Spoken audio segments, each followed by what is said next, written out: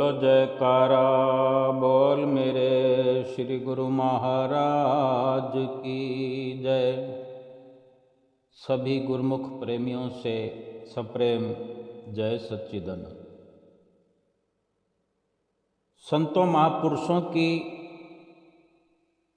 सार भरी वाणियाँ, उनके सुंदर वचन और उनकी शिक्षाएं क्या सिखलाती है हमें कि हम जो जीवन जी रहे हैं संसार में, हमने अजनबियों को अपना बना लिया है। हम अजनबियों को अपना मान कर बैठे हुए हैं, और जबकि इस संसार में कोई अपना तो हो ही नहीं सकता। क्या अगर हम महापुरुषों के वचनों का जवाब देना चाहें तो क्या हम कह सकते हैं कि आज तक हमारा कोई हुआ है? क्या हो भी सकता है? क्या हमारे माता पिता, हमारे बुजुर्ग इस दुनिया में चले गए तो क्या उनका कोई अपना हुआ जो हमारा हो पाएगा? और अपना तो सिर्फ परमात्मा ही हो सकता है, और उसे हम अपना बनाते नहीं। कोई दूसरा हमारा अपना बनता नहीं। परमात्मा हमारा है, हमारा था, हमारा रहेगा, उसे हम अपना बनाने को तैयार ही नहीं है। एक पुत्र घर में पैदा होता है, हम कहते हैं कि ये हमारा बेटा है, लेकिन बेटे से हम जीवन का कोई संबंध तय नहीं कर पाते कि वास्तविकता क्या है। पिता बनकर हम पुत्र को कुछ बनाना चाहते हैं, कुछ भी बनाना चाहते हो, लेकिन पुत्र कुछ और ही बनना चाहता है। पिता की आकांक्षा कुछ और होती है तो पुत्र की चाहत कुछ और ही होती है। अधिकतर पिता अपने पुत्रों से, बेटों से तृप्त नहीं हो पाते। हमसे ही पैदा होकर हमारी संतान जीवन भर अजनबी बनकर रहती है, और अगर कुछ रिश्ते की झलक, अपनेपन की झलक नजर आती है तो वो कहीं ना कहीं स्वार्थ में लिपटी हुई स्वार्थपरता नजर आती है। यानी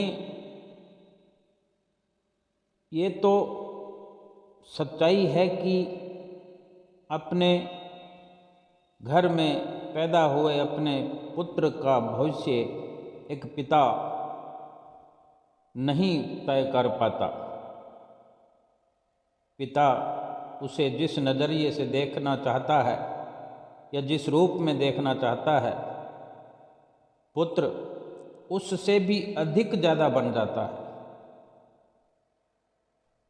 अधिक तरक्की कर जाता है, अधिक बड़ा बन जाता है, बहुत अच्छा बन जाता है, लेकिन उस अजनबीपन का फासला तो बरकरार ही रहता है।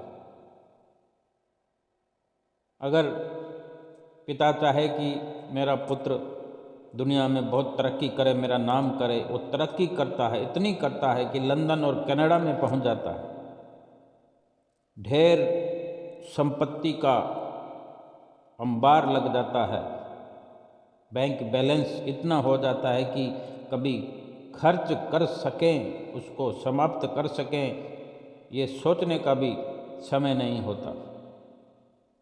लेकिन जो संतों महापुरुषों का नज़रिया है वो कुछ और हमें असलियत जो बताना चाहते हैं वो है कि एक अजनबीपन का एहसास हर पल बना रहता है। अपना होकर अजनबीपन जो बना रहता है, ये एक अजीब स्थिति है जिसको समझना है हमें। घर में दूसरा पहलू अगर देखें, पति पत्नी का, भगत भगतानी का, पति अगर भक्ति करना चाहता है और पत्नी का विरोध हो, पति चाहता है कि मुझे इधर जाना है, पत्नी कहे मैं उधर जाऊंगी, तो पति कहे ही बैठता है कि तुम कुछ सुधार करो अपने आप में। तो पत्नी को जो ठीक लगता है वो उसे ठीक समझती है, वो चाहती है कि मैं ठीक हूँ, तो फिर पति को कहती है कि पहले अपना सुधार कर लीजिए। यानी कौन किसको सुधार पाया है इस दुनिया में, कौन अपने जैसा बना पाया है, और हम कहते हैं ये मेरा अपना है, ये मेरा अपना है, ये मेरा पुत्र है, ये मेरी पुत्री है, ये मेरे माता हैं, ये पिता हैं, ये बेटी है, ये दामाद है। क्या हम किसी को अपने साथ चला पाए, या कोई हमारे साथ चलने को तैयार, कोई हमारे साथ रहने को तैयार? कुदरत ने भी ये व्यवस्था नहीं की, लेकिन हम उसको ज़बरदस्ती अपना अपना अपना अपना कह करके, हालांकि अपने अपने कर्मों के अनुसार जीवन हर कोई जी रहा है, लेकिन ज़बरदस्ती इन दूर होने वाले रिश्तों को अपना मान मान कर दुखी हो रहे। हम सांसारिक रिश्तों को अपना मान लेते हैं कि जो रिश्ता वास्तव में अपना है, जो रिश्ता अपना है, उसे भुलाए हुए रखते हैं हर पल। उससे हम इतने दूर हो जाते हैं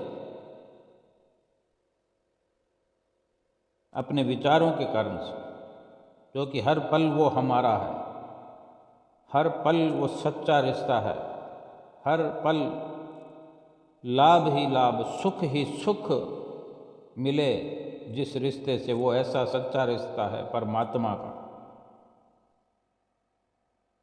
और जो हर पल याद रखने के कारण, हर पल अपना कहने के कारण भी वो दूर ही होता चला जाता है, ऐसा अजनबी रिश्ता है।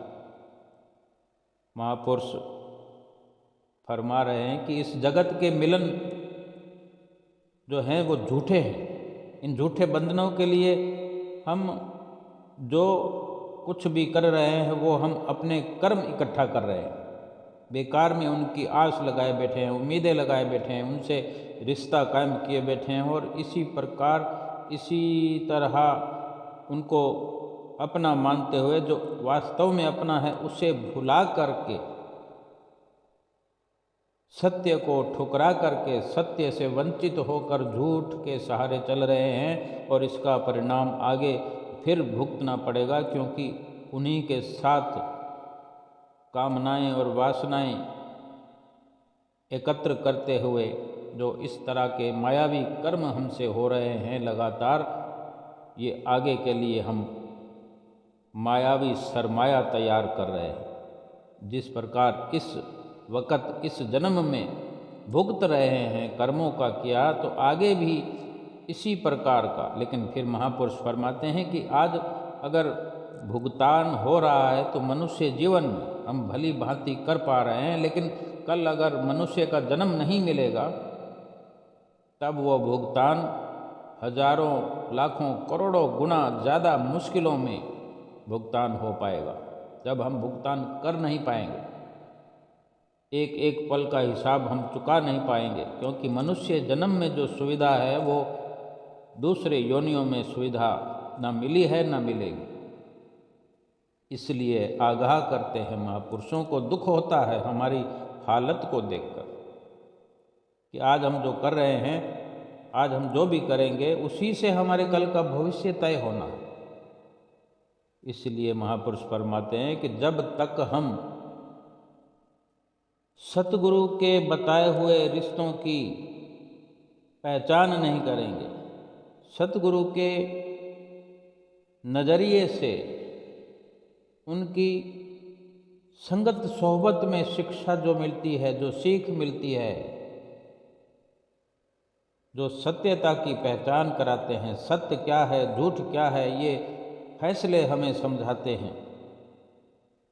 अगर उनके बताए हुए रास्ते पर चलकर, जो कि नित्य प्रति हमें हिदायत करते हैं कि जब तक हम प्रभु का सुमरण ध्यान नहीं करेंगे, प्रभु के सुमरण ध्यान के लिए बैठेंगे नहीं, उसको अपना बनाएंगे नहीं, उसी कार्य को अपना कार्य समझेंगे नहीं, सतगुरु से हमारा क्या रिश्ता है, जीवात्मा का परमात्मा से क्या घनित्व रिश्ता है, किस प्रकार इसको एकाकार करना है, इस बारे में अगर हमारा चिंतन नहीं होगा, हम इस प्रकार की सोच को आगे बढ़ाते हुए ये शोध नहीं करेंगे, खोज नहीं करेंगे कि क्या श्री सतगुरु दाता दीनदयाल महाराज जी हमें जतलाना चाहते हैं, बतलाना चाहते हैं।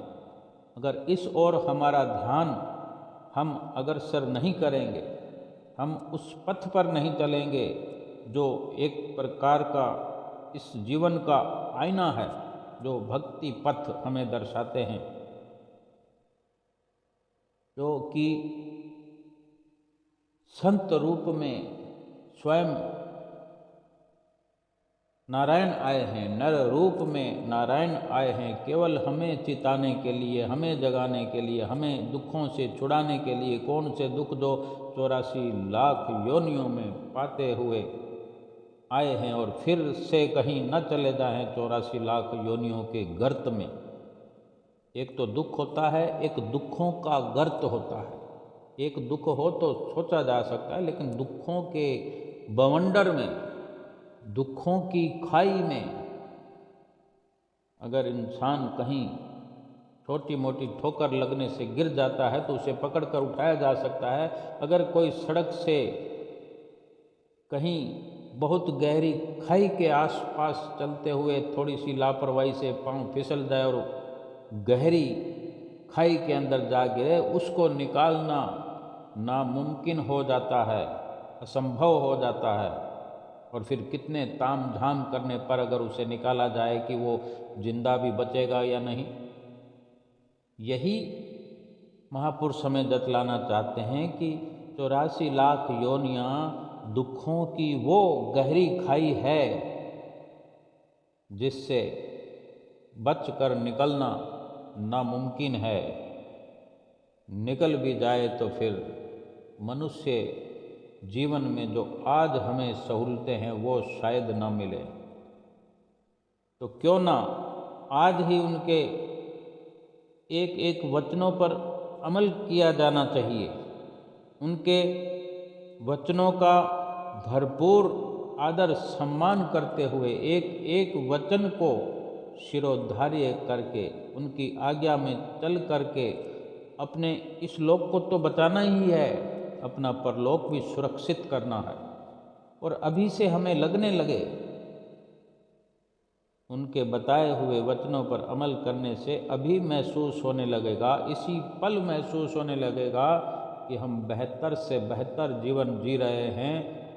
संसार के अंदर केवल और केवल सतगुरु का ही सहारा सच्चा है, उनका रिश्ता सच्चा है, उनका साथ, उनका सहयोग सच्चा लाभ दिलाने वाला है, सच्ची खुशी दिलाने वाला है, सच्ची शांति दिलाने वाला है, परम आनंद की प्राप्ति कराने वाला है और इस जीवात्मा को परमात्मा से मिलाने वाला है और लोक और परलोक संवारने वाला है। बोलो जयकारा बोल मेरे श्री गुरु महाराज की जय।